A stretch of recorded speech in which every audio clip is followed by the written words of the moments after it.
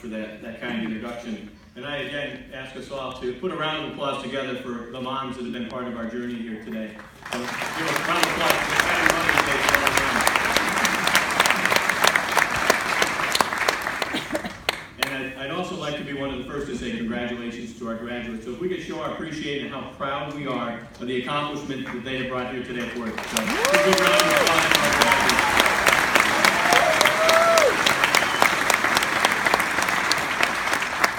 This is a great time to graduate from a college in northeastern Pennsylvania, and specifically Scranton. I'm not sure if you're aware, but on February 7th, U.S. News listed Scranton as one of the top 100 places to live in the United States. We are truly one of the best places to live in the United States of America. For health science graduates, we've seen more than $530 million of investment in both our institutions of higher education and the delivery of healthcare services in the Scranton area.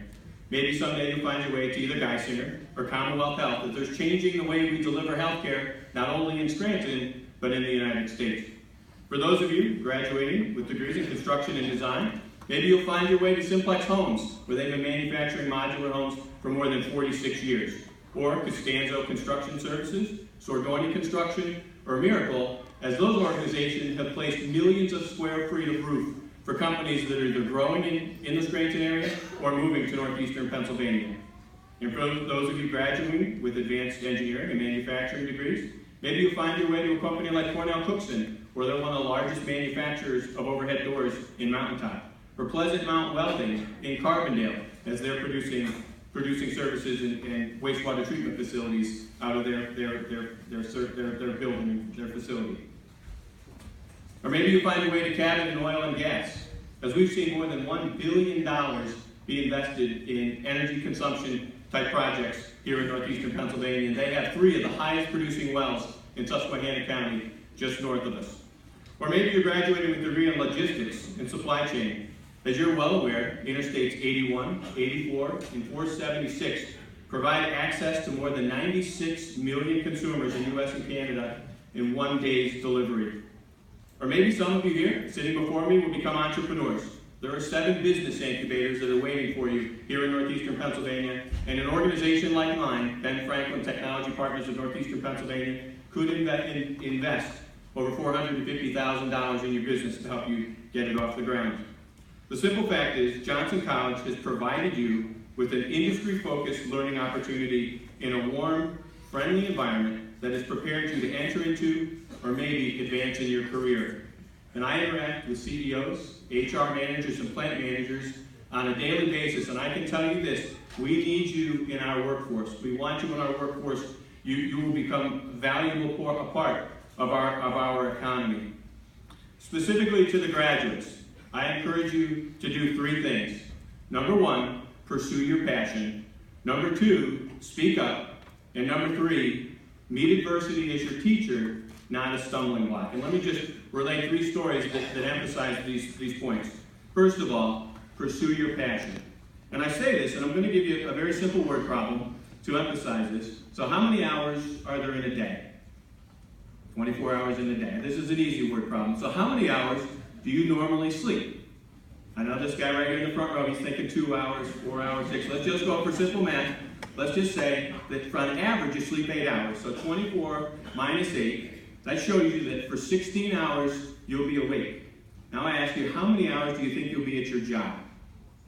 And again, I would expect that you'll be at your job on average 8 hours. And when you take a look at that word problem, what it shows is that half of your waking time you're going to spend at your job. And so I would encourage you to pursue your passion and move on a career that gives you the opportunities to do the things that you would like to do as you move forward from Johnson College. Number 2, speak up, whether it's to your boss or your supervisor, if you have a small company, your president. Help them understand what your goals and aspirations are. Maybe someday you want to lead a team. Maybe you'd like to learn additional techniques to run additional pieces of machinery, or maybe take on additional continuing education opportunities.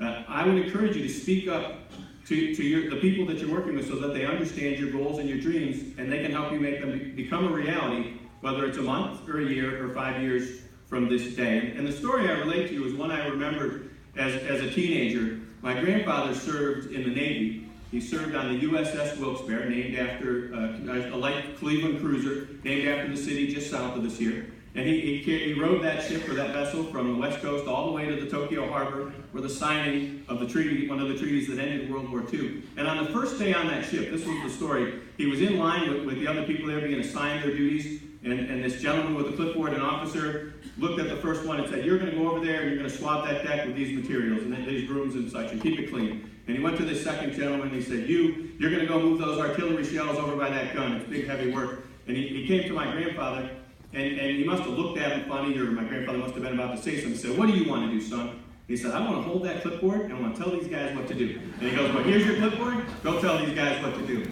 So it's much better in life to speak up and do the things you would like to do as opposed to be told to do something else. So that's number 2, speak up. And number 3, meet adversity as your teacher, not a stumbling block. So I want to relate to you the founding of this great city, the city of Scranton, the founders. And simply in 1840, a geologist came from the greater New York area. He was looking for a place to build a steel mill. And so he originally went to Wilkes-Barre, and he found what he thought was going to be a great opportunity. And the folks from Wilkes-Barre, which was the urban center at the time, Carbondale and Wilkes-Barre, and they sent him on his way and said, we're not interested. So he made his way just not very far from this building, and he found the Lackawanna River, and he found all the components to make steel. He found water, he found anthracite coal, he found iron ore, and he found lime. So he went back to New Jersey, and he met up with these 2 brothers, George and Selden Scranton, and their cousin Joseph. And they said, I found it, the perfect place to make steel products in just outside of Wilkes-Barre in the wilderness. And this truly was wilderness at the time. And so they raised $20,000, they buy 500 acres, and they come out to get ready to build their furnace. They have to raise another $86,000 in order to build their furnace, and they start to make nails. And it turns out that the lime and the iron ore that was here was not of good quality. And so they made brittle nails that broke. And so it's really complicated if you're in the nail business, and the nails are brittle and they break. So on the verge of bankruptcy, the New York and Erie Railroad had a contract to provide rails from Port Jervis, New York, all the way to Binghamton, New York. It was 130 miles that they needed to deliver rails. Now, they didn't know how to make rails. They didn't have a furnace big enough, and they weren't sure how they would deliver on this contract. But the English weren't able to fulfill the needs of the contract, so the Scrantons actually won that contract, and they had 2 years to deliver 130 miles of rail.